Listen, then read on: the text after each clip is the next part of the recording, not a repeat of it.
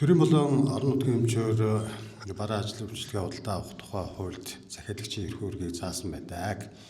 За ерөнхий асуултууд ерөөсөө л гэрээг цуслаж болох уу гэдэг л асуулт байна гэж ойлголоо. За гэрээг цуслах боломжтой. Гэхдээ энэ нь бас хуулийн зохицуулалттай.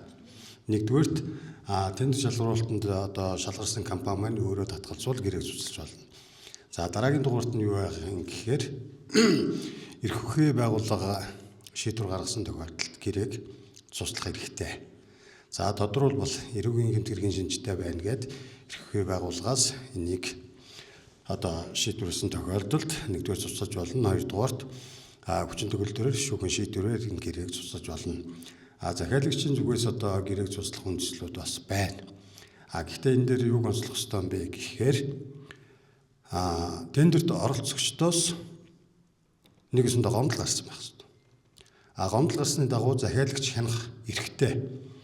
Захиалагч хянаад энэ дээр ямар нэгэн хууль зүйн алдаа байна гэж үзэж байгаа тохиолдолд гэрээ байгуулахаас татгалзах, гэрээг цуслах ийм эрхүүдийг бол хуульчилсан байгаа. Өөр ямар нэгэн байдлаар гэрээг цуслах боломжгүй.